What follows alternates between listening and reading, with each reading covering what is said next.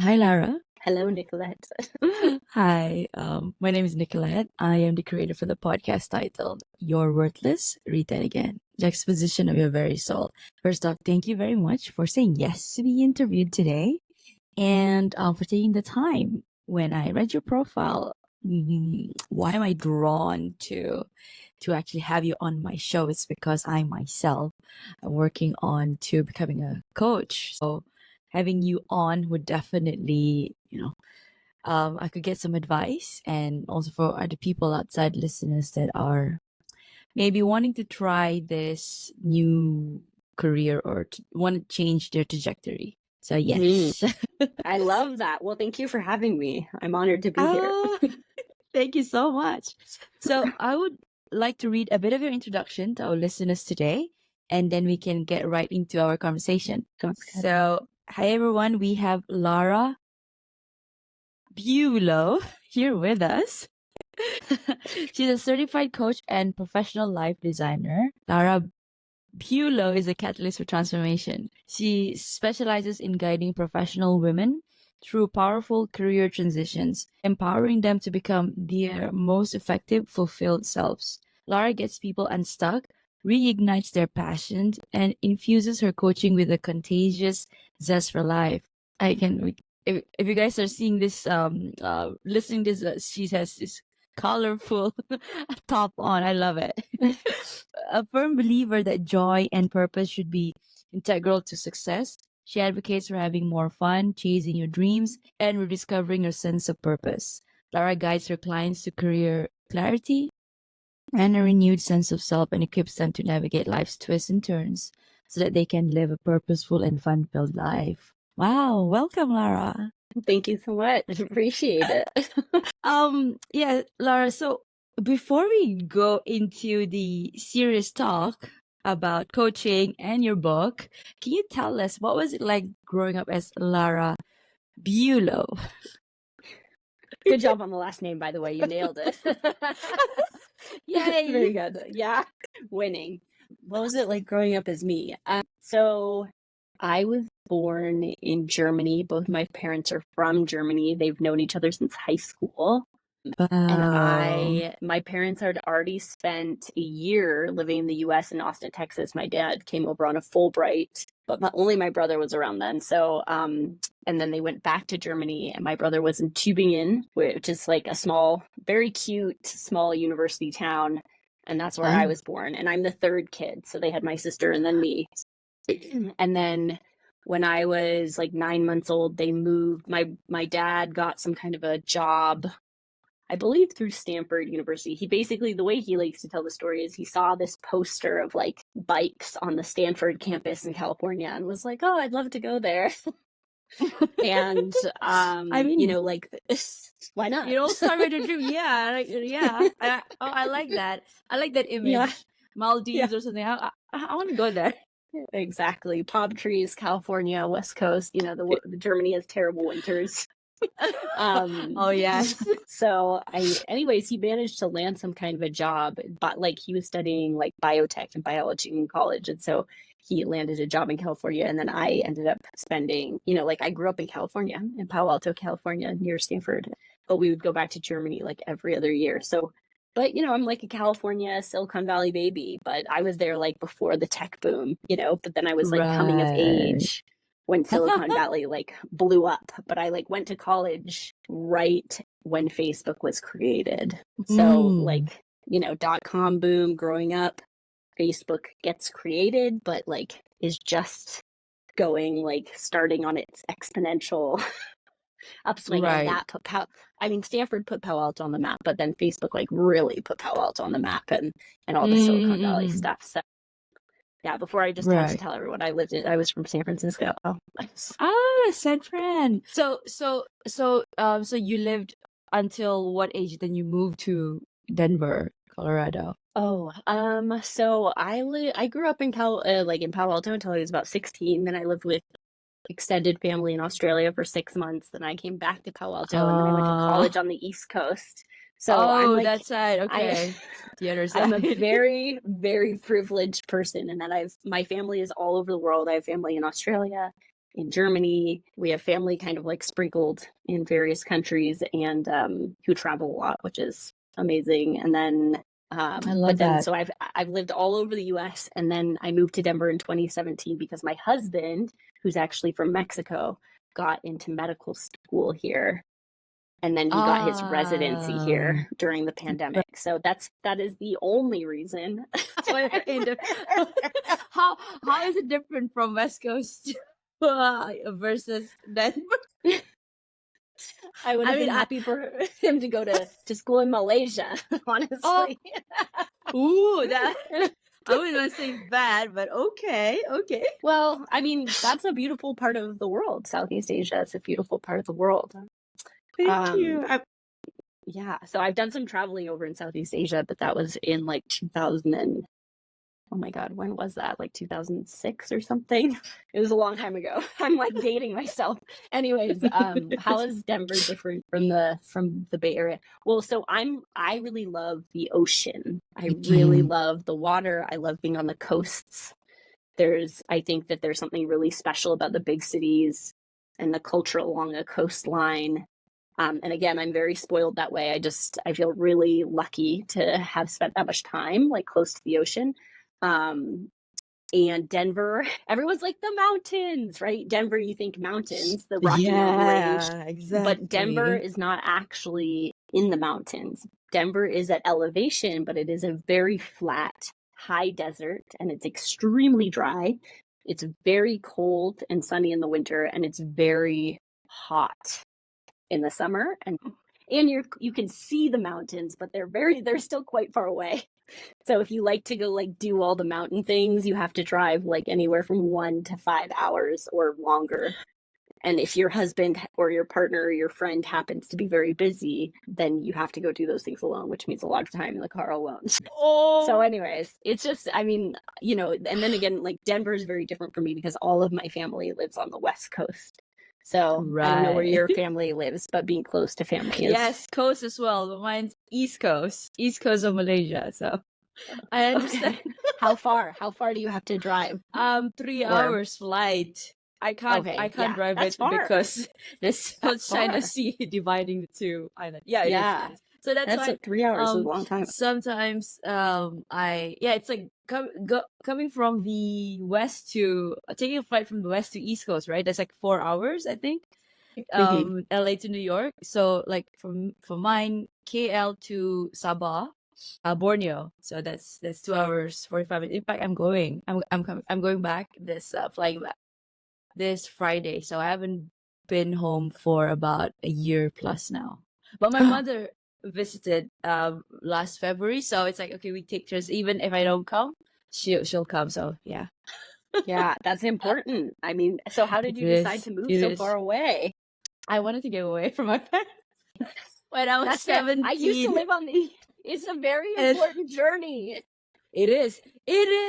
Had I not left home, we wouldn't be talking because it's a different environment. I mean, yes, Borneo, it's a small city of nature. We call it nature city in Sabah. So, KL is the capital. So, yeah, I mean, you come here to study or and to work and to earn. So and then I go back there. It's for my holiday. But right now, because I'm transitioning out from my 9 to 5, therefore I hope with that I have more time on my hand, so I can go back whenever I want to. Well, congratulations and how fun. I hope you have a good time going back for a small portion of time before you have your freedom again. Yes. It's kind of, I don't want to say scary, but because it's something very, because I've always been in corporate, so starting my own and yeah, I guess we're all just trying, like, yeah. And the fact that you say here you are a certified coach and professional life designer, I want to design my life the way that I want it to be, and everybody has that key, right? It's all in our hands. Yeah. So yes. It sounds like you're doing it. Congratulations. That's a huge step. It sounds like you've come really far. So congratulations on that. That's a big deal. Thank you so much. I mean, people, when people like come to me and say the first thing, because I was asked to vacate my role, at the same time, it felt like the opportunity is like, okay, now that they're vacating, so it's like the universe saying, okay, it's time for you to find something else. And then my friends they were the ones that were scared for me, and they were like, so what happens now until we get a job? I said, nothing. Just enjoy life. I mean, it's kind of like, but then it's okay. It'll sort itself out. Like, yeah, I'm in the last leg of my paper, for the certification. So it'll work out. So I don't want to think. It's so funny how sometimes like we're not scared until other people are scared. You know, it's so funny how in the universe it's kind of like one way or the other. Like in my life, I'm usually the one who's scared and everyone else is like, chill out, it's fine. But in your case, Right. you're like, it's all good. Like you just hang out and enjoy life. And your friends are like, oh my God, what? So, you know, it's just Yes. always trying to hold that balance. Yes, because they know that I love traveling, and then I have this thing like, okay, like basically for them it's like, how are you going to keep up with your lifestyle, girl?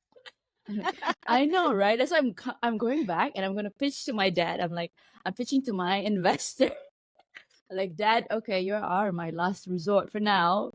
But yeah, of course, I told him, like, I gave him my heads up, like, it's okay, I'm gonna work it out, but still, I just need that safety net. So Tap all resources, right? That's what my business people keep telling leverage. me.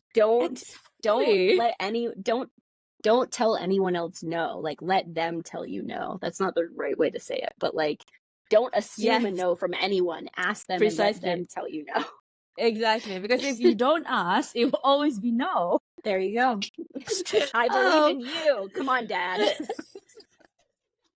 When this airs, I'm gonna tell that to him. Like, you gotta watch this episode.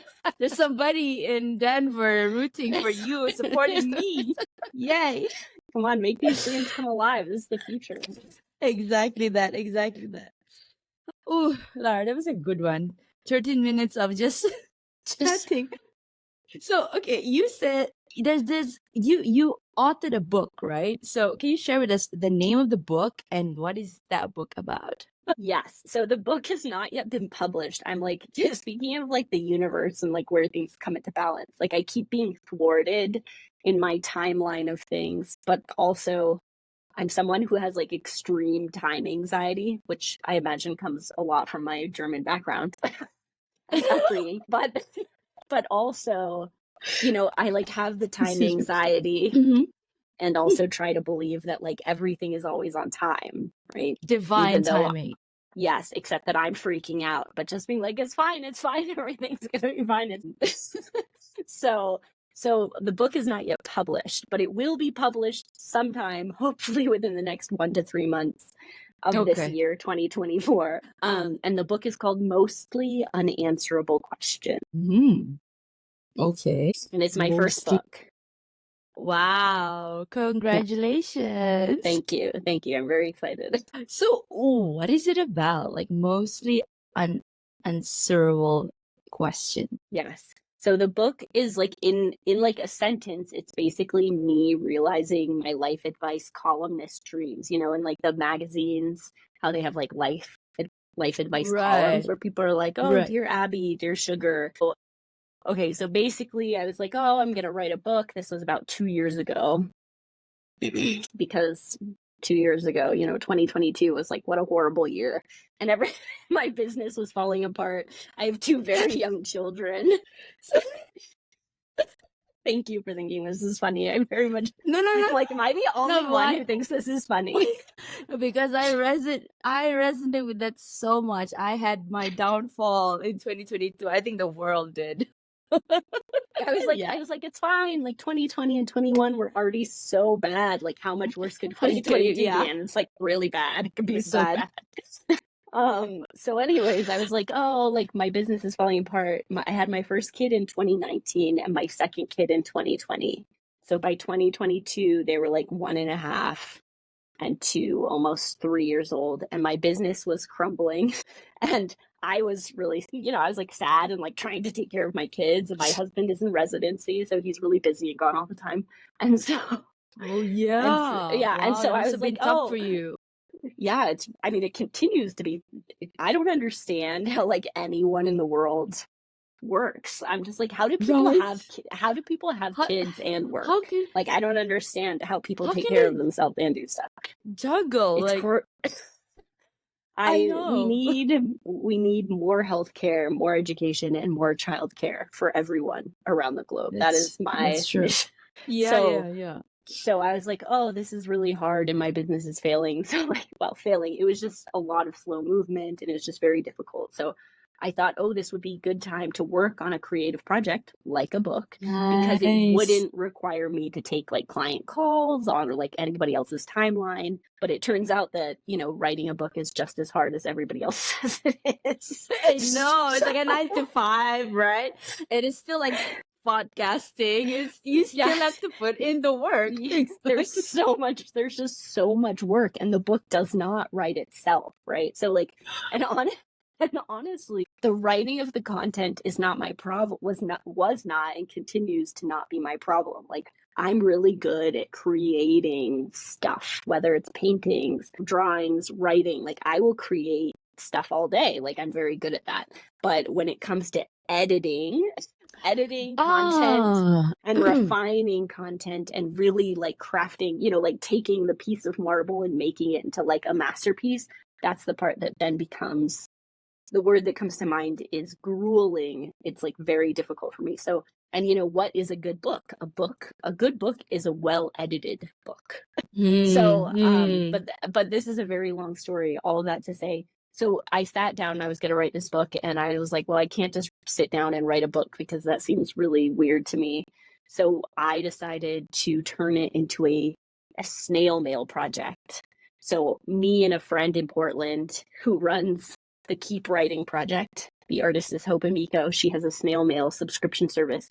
So I receive mail from her every month. So we collaborated on these postcards where we asked people what life advice questions they wanted answered. So they then wrote the questions that they had about life on postcards and sent them to me. And now the book is a response to all the postcards I received. Wow. That's amazing. That's a good way to turn it around. So you're saying, so how much of your your input in the book, like the introductory, or maybe a certain part of the book is your introductory, or whatever it is that you have written, and then the other part of it would be the responses from the people sending in their questions. So basically what I did in the book is I write the most part of the introductory piece is I write about the project, the snail mail project. So people writing like how I did the project with my friend Hope Amiko and Right.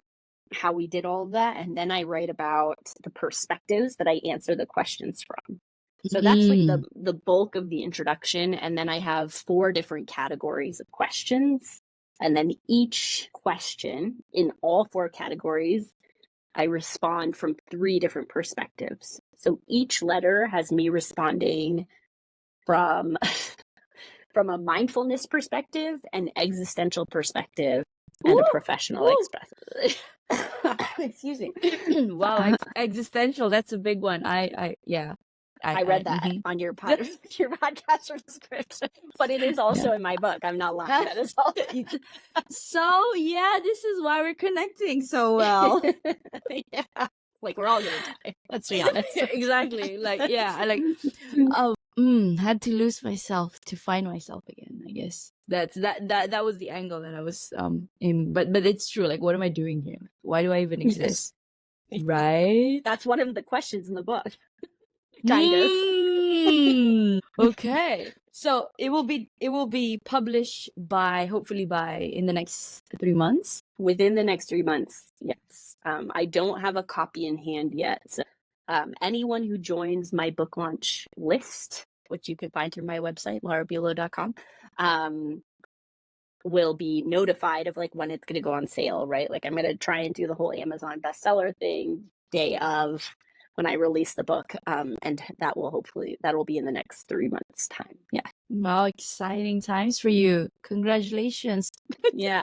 A lot of work coming together. It's exciting. So who edits your book then? Do you have to edit? Because I thought that when you're done, you can just send it off to somebody to edit it for you. I'm learning a lot about the book publishing process. Even in the last 6 months, I've been learning just like a ton about the book publishing process. And I would say that I am sort of self-publishing, but with a small publishing solopreneur, so to speak. There's a lot of people out there who have started their own like publishing businesses. So I'm working with an author coach who is helping me throughout this process, right? There's been a lot of hand holding, them coaching me, them setting up accountability writers groups, helping me edit the book, all sorts of things where they've really participated. And they also did the entire interior design, which I have I don't know anything about that. So they've really been very pivotal in the process. So they're helping me do all the different pieces to get to not just self-publish through Amazon. It's not just a digital book. I'll have the copy of it as well. the hard copies. Wow. Yeah. Wow. Oh my gosh. What's wrong with throat chakra? No worries. No worries.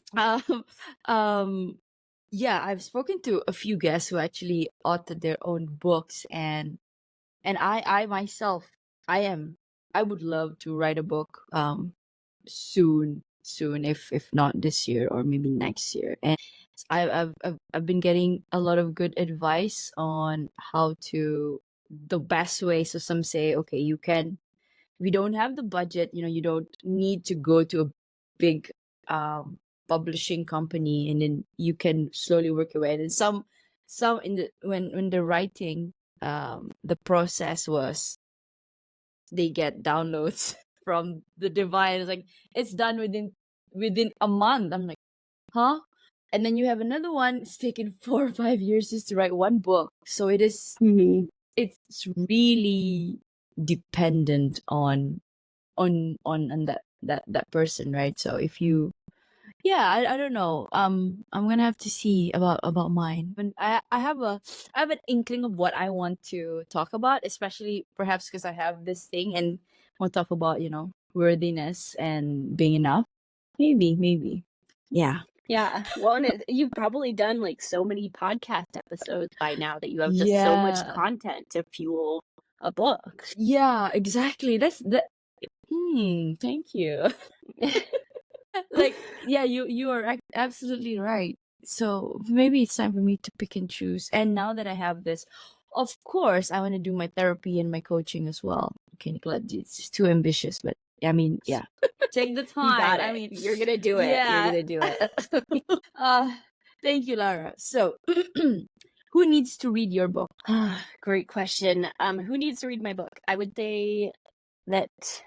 So the work that I do is typically with women, mid-career professional women. The people who need to read my book, it's quite general, and a lot of people submitted answers, from a lot of different walks of life, men, women, different types of people. Oh, can you not hear me? Okay. Can you hear me? Mm-hmm. Oh, okay. Yes. Sorry about that. So the people who need to read my book are people who love a good advice column. I'm the type of person, when I opened a magazine or a newsletter, I would read the advice column because I thought it was funny, because I thought it was insightful. I found it engaging. I always thought there was something to learn there. So I would say that people who like life advice columns, people who like snail mail, like the traditional post, creative people who pursue the arts and consider that a big part of their life, people who are masquerading as corporate 9-to-5ers who actually hate their job, anyone who says that they want to do good or impactful work in the world should read this book. Anybody who is obsessed with productivity but knows that it's actually killing them, anyone who has any anti-capitalist bone in their body and really needs to rest, right? Anyone who's questioning their worthiness and about how they want to bring more of their authentic value to the world, regardless of that. Maybe that means keeping your corporate job, but just bringing a different angle to it, right? Like, I'm not telling anybody what they need to do. It's just how you do it. So that's who needs to read the book. I need the weirdos and the creatives and the people who are ready to change the world for like the world that's going to survive, right? The world that's going to get past climate change, that's going to get past the 2024 I love that. elections. I love that. Wow, wow, wow. Yes. It's like the book for the eccentric, the black sheep. Yes. I love Calling that. all black sheep. Yes, that is a great way of saying it. Yeah. Me. Yes. So, who are your ideal clients, Lara, and how do you help them? I know you mentioned a bit, but yeah, can you like maybe share with us? Yeah, I would say that mid-career professional women are my ideal client, and those are typically, again, I'll say it, like a lot of people who are masquerading in the corporate world and know that they can't do it forever, whether that means just not masquerading anymore, but still living in the corporate world, or doing some sort of a bigger like career transition, reimagining, reinventing the career path that they're on. Those are definitely the types of people who have come to me to be like, oh, you've done a lot of weird stuff in life. Like, how did you do that? And how do you stay afloat, right? That's the most important thing. Like, how do you sustain it? Yeah. Right. Yeah. And speaking of like the sponsors, right? Like, who is going to support you? You know, this is not about being the starving artist necessarily, right? That's true. That's true. We all need our families. We need, you know, like my husband doesn't make any money now, but one day he will. Yeah. I mean, yeah. So it's like, you know, it's one of those things. Give you a hug. Well, no, it's okay because my family supports me, and like it's okay, and we support him still, I mean, through his it's like because right? No, it's this thing. It's like you know why I'm so like I love that because that touched my core is because it's okay to support your partner and then to ask for help from your family, and then because in turn you know that that's he or she, your partner, is not gonna, how do I say this? It will be reciprocated one way or another because you guys have already like vowed to, like stick with each other. So it's like it's very heartwarming. Sorry for No, for cutting I you love off. that. No, it's actually a really good reminder. It's a very good reminder that I don't get often enough. So I appreciate that actually. I'm like, you're right. I should have that mindset more often. And you reminded me just now on the part where you said I've come a long way. I don't get reminded that at all because sometimes I feel like I'm walking by myself, like I'm here, like talking. Then that is the reason why I talk to a lot of people outside because I just want to get that. I just want to see it from their perspective. Am I the only one? I don't want to say struggling. I'm very blessed, but still, of course, it's life is not perfect. But again, if you think about it, life is perfect for if you see it perfect, right?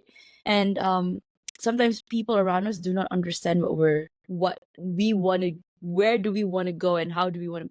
Most of my friends or even people around me, are you crazy, Nick? You have your qualification. Why do you want to leave your job? Things like that, and and leave it all behind. And hearing that from you, just like, okay, yeah. thank you. Well, and that's a big part of the designing your life philosophy too, is, you know, I think that what you're talking about is sometimes, depending on who you are, there's work that you're here in this lifetime on this planet. You're here to do that work, and that work will never leave you alone, right? Like it's the work you can't not do.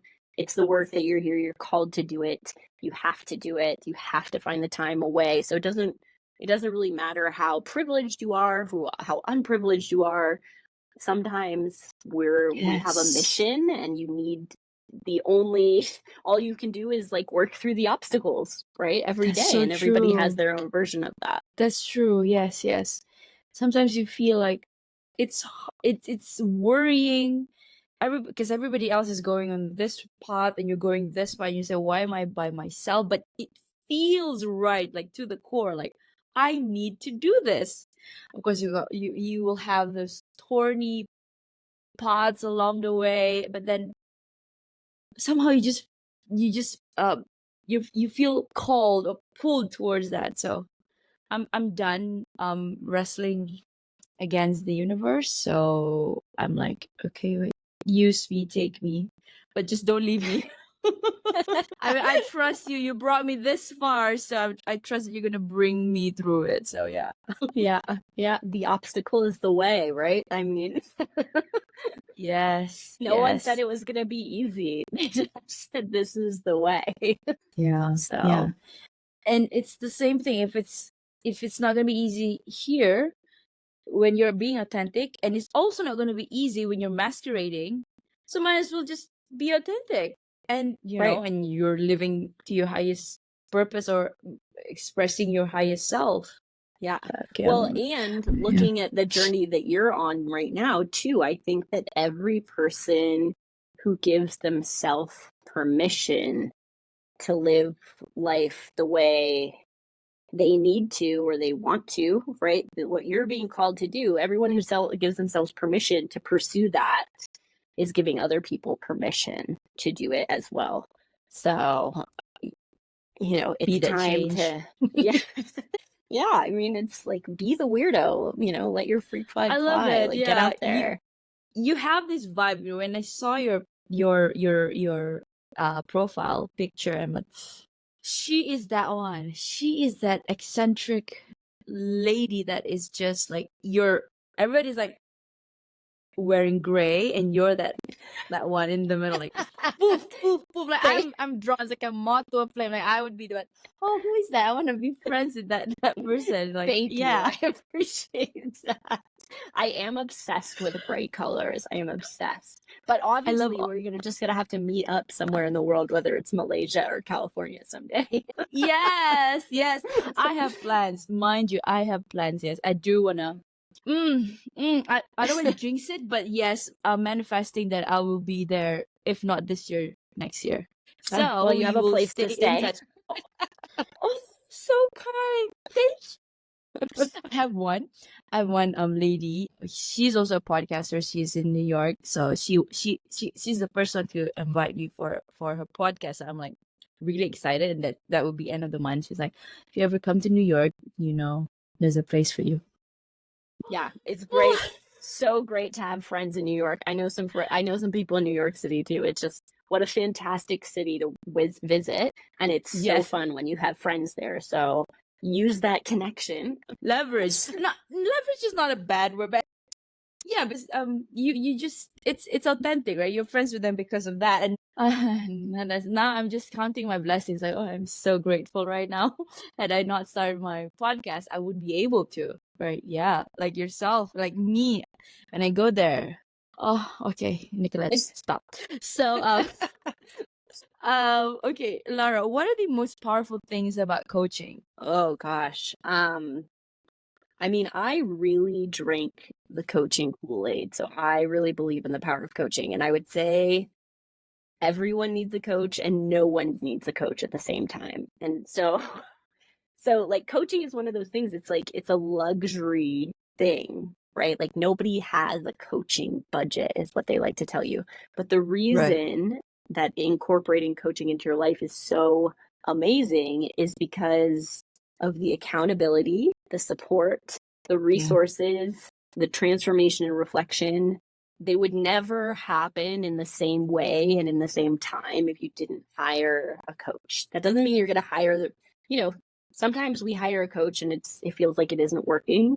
I feel like everyone who's into coaching has had that experience. I'm a coach. I've had lots of coaches. Yeah. But in every relationship, even when it's not working, you really have to pause and ask yourself, what am I learning? Because humans often learn through elimination and understanding about what's not working before they can decipher about what is working. So if you ever hire a coach, you're like, okay, finally, I'm going to invest in this coach. And you're like, this sucks. First of all, working with a coach often is that's like a direct relationship to showing you what's not working. And that's often, at first you start working with a coach and you're like, this is so great. I'm working with a coach and I'm so inspired. And then after 2 or 3 sessions, you start to have this like nosedive experience of being like, never mind, why did I spend all this money? This is horrible. Yeah. And it's just a natural part of the relationship progressing, because coaching often opens our eyes to a lot of things that are no longer serving us, and even which relationships and what things aren't working with us. So coaching is all about communication, it's about reflection, it's about accountability more than anything. I work with so many people who are like, I can't keep talking with my spouse about this. I can't keep having the same conversation with my mom, my brother, my sister. They don't get it. They can't support me in the way I need to be supported. And coaching is a place where you can come and just have whatever conversation it is that you need to have. And that person is going to support you and take the next best step forward. Yeah. So, in your opinion, what's the difference between a mentor and a coach? I think it really depends on the person. I think that that's very much dependent on who the mentor or the coach is. So from a purist coaching standpoint, a coach is not a consultant. They're not somebody who's just going to give you advice.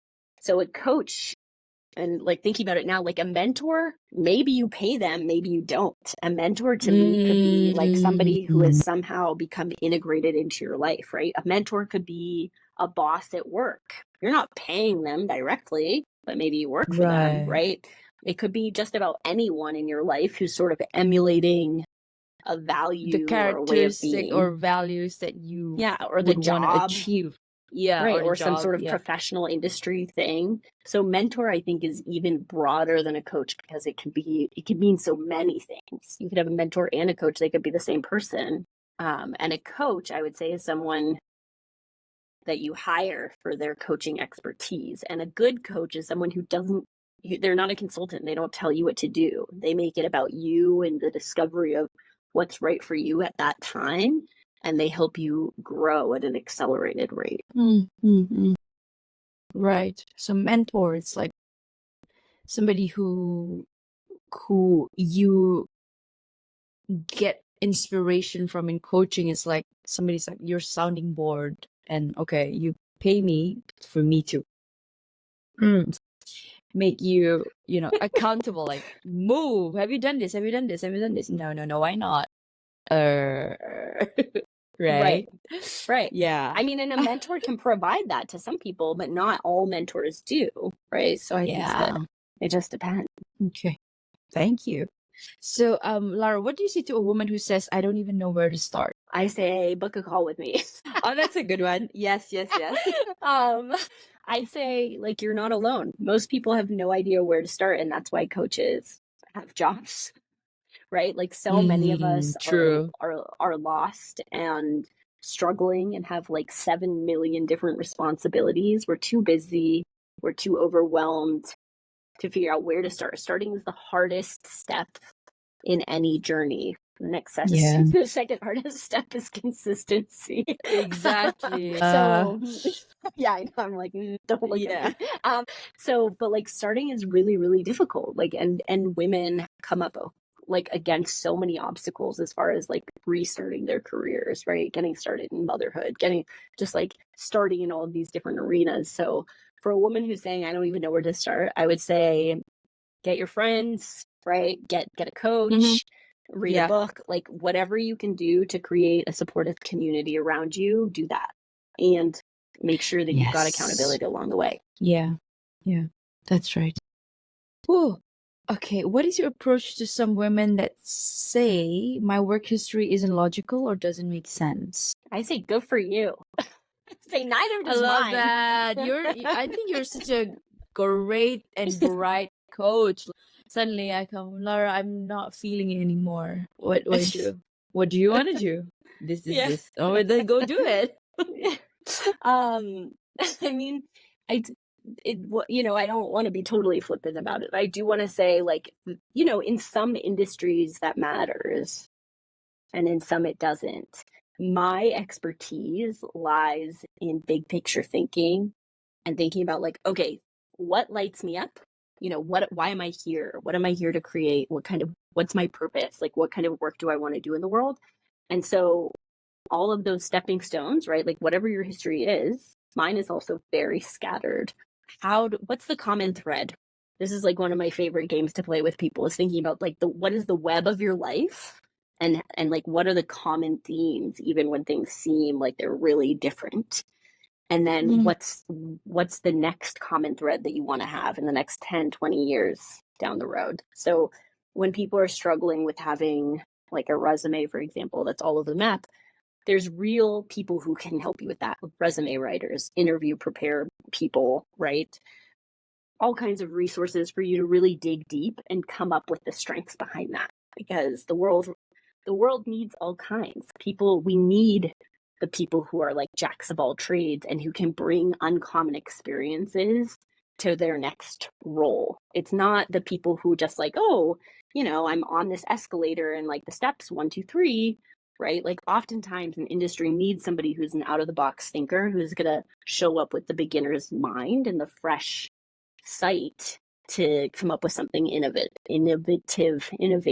Yes. My dad, he heard me that I wanted to be this coaching and therapy. He was like, Nak is like, anak means daughter. So he's like, you are like jack of all trades, but master of none. And I felt like, no. I said, the reason why I chose my path this way, because I took accounting back in school, but then I'm never one to stay within one. So I tried. So the baseline is accounting, but I tried auditing, restructuring, consulting, all in the same umbrella. And I'm like, okay, now I'm ready to jump into something totally different, which is psychology, which is neuroplasticity.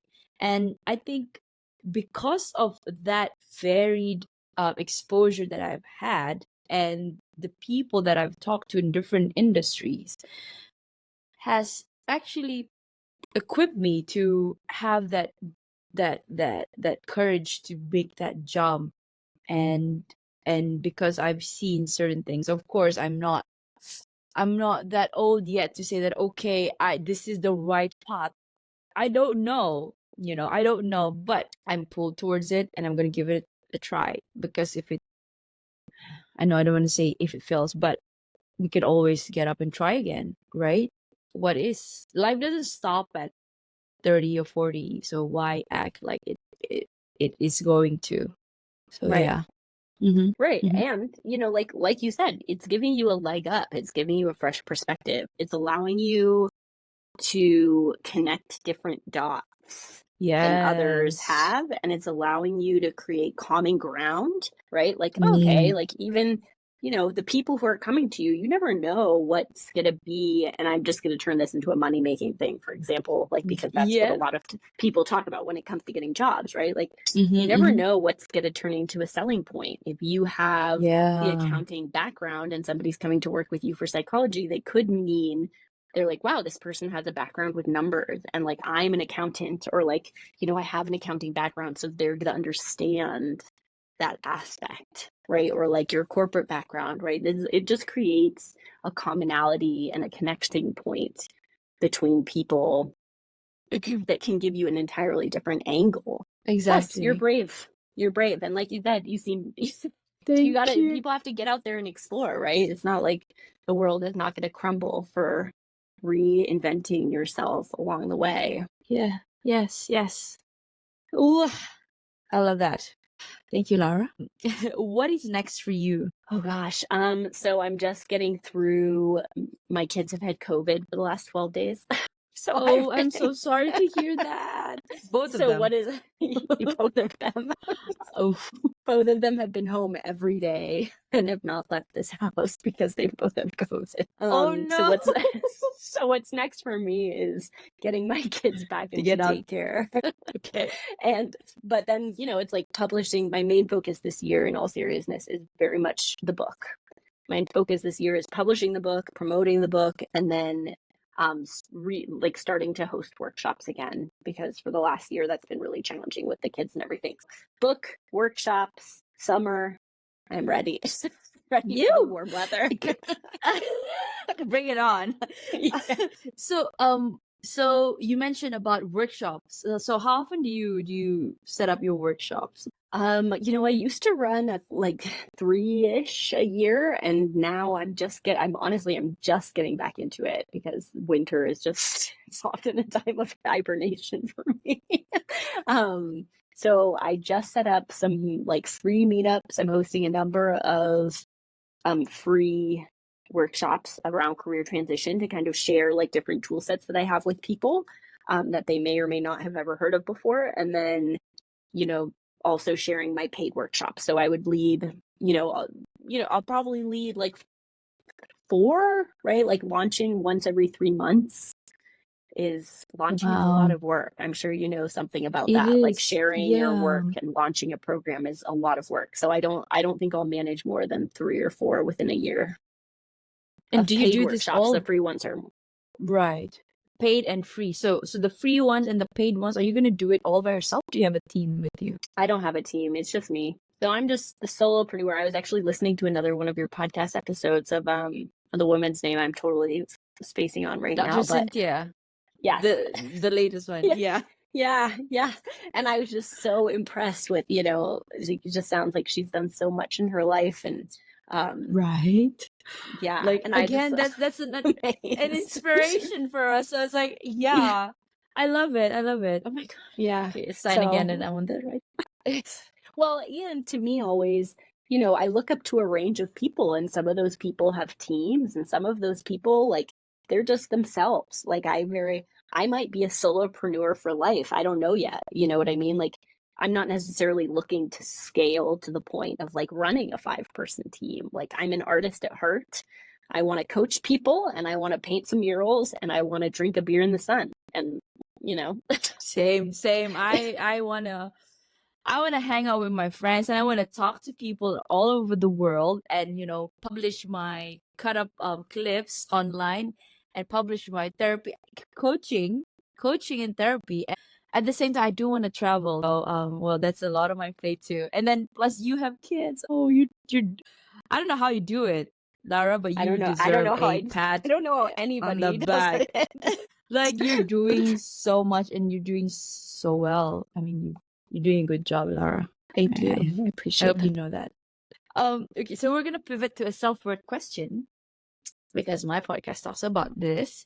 So, for you, the question is, how can mindfulness and self-awareness practices contribute to self-discovery and a healthier self-concept? Or do you I even am believe in mindfulness? So I that's do. number one. Yeah, yeah. I do. I do believe in mine. I do. And my grandfather was a Lutheran pastor, but my parents raised us like without any religion. And I'm not a big fan of like organized religion because that was sort of part of my upbringing. But then I've come across Rainn Wilson. He's like an actor from The Office, and he's Uh-huh. just launched his Oh, podcast around soul yes. boom and published his book around like, the importance of spirituality and religion across the globe. And I've always really been kind of sad to not have more spirituality, mindfulness, and like spiritual community in my life. And so the mindfulness has been a way for me to access a type of spirituality. And I think that mindfulness is very important. I've definitely struggled with depression like my whole life. And I think that mindfulness is a really essential practice for humans. I want to swear a lot. I was like to slow the F down, slow down, right? Like we are not doings, we are not the internet, we are not social media. No human has ever lived at the speed of life that we are currently living. And when you think about the way that humans evolved, mindfulness is like an absolutely essential practice for everyone on the planet. And when I think about raising my kids, I think a lot about how do you integrate a mindfulness practice, because that's what's real. Instagram is not real, right? Like all of this social media stuff and internet stuff is not real. What you do in your everyday life, the people who you talk to in your everyday life, like that's real. And I feel like a mindfulness practice reminds you of that. You are not your feelings, you are not your thoughts. right? Like we're like when you think about like what is the earth and what are humans made of? We were like literally born out of a galactic boom. That's crazy. I don't know if that Yes. answers your question, but No, I love it because again, mindfulness, how do I say this? I just want to say, for me, solitude was and is the best thing that I've found so far, and I've never want to be able to sit with myself um all the way from 20s to my 30s. But after my own trauma, that forced me to be with myself. Who am I without all of this? And like, I long to go home to just be with myself, or just, I don't know, watch TV or YouTube, or just checking out the reels and whatnot. And everybody has their own form of being mindful. It could be meditating, it could be walking, um uh, in wherever, the park, or just running or whatever. These things are all, you don't have to have that specific way of saying, okay, this is me being mindful. All the little things that slow you down, that's already being mindful, and just being present, I guess. And that's how you really learn. Because when you're really present, you can feel whatever feeling that you're feeling, or whatever. Your body might be aching, right? And that's a telltale signs that, okay, probably you're hustling too hard, grinding too hard. Yeah. And yeah. Yeah, you did answer the question. Thank you. definitely. What is your heart's greatest wish, Lara? Oof. What is my heart's greatest wish? My heart's greatest wish, I think it's probably to feel really settled in a community, to feel really committed and settled into a community that also involves my family and my extended family. And, on a bigger picture, like to really to get to a more peaceful, not the ultimate peaceful, because I think that'll be really hard for me, but like a more peaceful place from a mental health standpoint, of just be like, yeah, don't care so much about what everybody else might be thinking. Don't worry about it. Slow down. Just accept things the way that they are. Yeah, to just be more comfortable with things that the way that they are. Do you have a mantra that you live by? When it rains, it pours. Accepting it as it. Well, why is it? No. That is. That's so funny. I feel like Zoom is like coming up with all these new hand signals, and now they just like randomly pop up. It doesn't really. I'm like, what is going on? That was hilarious. I have so many random quotes that I like to live by, like so many random things. I think another one is like, when you're going through hell, keep going. I'm like, where's my little no. It's like, wait, hang on. Let me see. Now it's not gonna do it. No, I thought that was not good. Zoom. No, not Zoom. This is Riverside. Okay. That was hilarious. You're my second guest that I was that was one guest. We were laughing for like a good 10 minutes, and I was putting myself out of breath because I couldn't. But this is, Lara, let me tell you, I love laughing, because that's like the natural medicine for me. Like, I am very goofy, and I can be professional if you want me to, but I don't want that. I used to be that before, but then, you know what? F it. I'm gonna laugh, okay. But then whenever I'm with my team, or whenever they need something done, or they need my advice or something, I said, okay, do this. But then minute after that, I'll be like, oh my god, did you check this out? Like, and then yeah. So I'm a comedian like that, but I love it.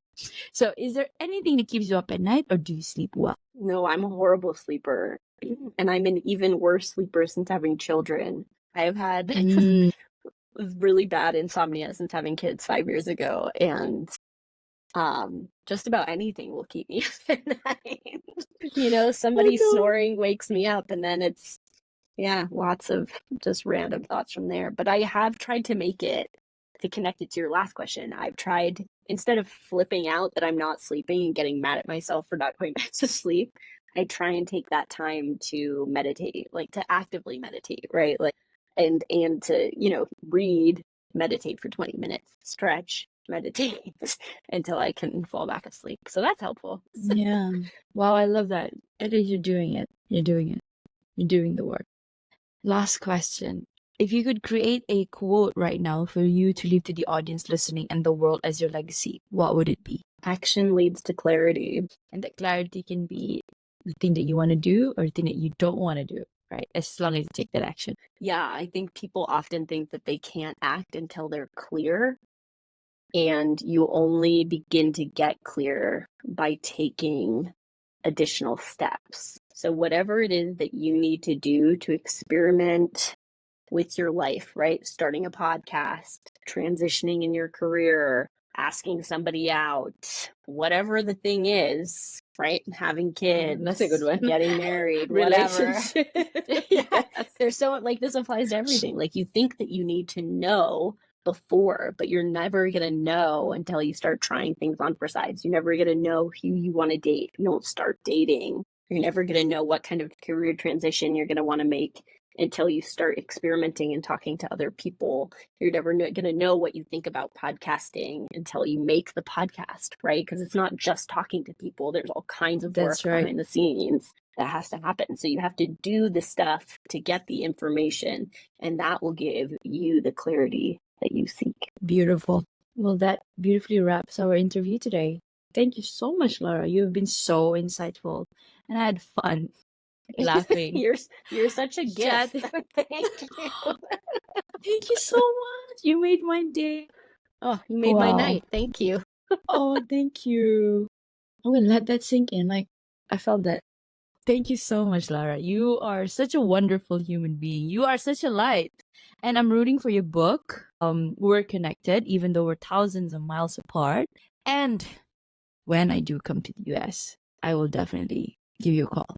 I will. Yes, please do. I have this thing of I have, because when you say it out, it's called spelling and it's called manifesting, right? I'm calling out to the universe. I would like to gather a group of guests for like an event, and then they have a workshop, or I don't know, like a keynote speaking event. I'm not sure how it's gonna go, and everybody will just speak their own expertise, what they want to. So I want to do that. So yeah, just stay in touch. Yeah, Stay tuned. let me know. I would love to attend. Yes, and you have the experience of setting up workshops and things like this, and I mean, it will be a bigger. We could start with something small, maybe slowly scale it up or something, right? Absolutely. Yeah. Oh, thank you so much, Lara. Thank you for your Thanks, time. Nicolette. You have a great evening. You too. Okay, bye-bye.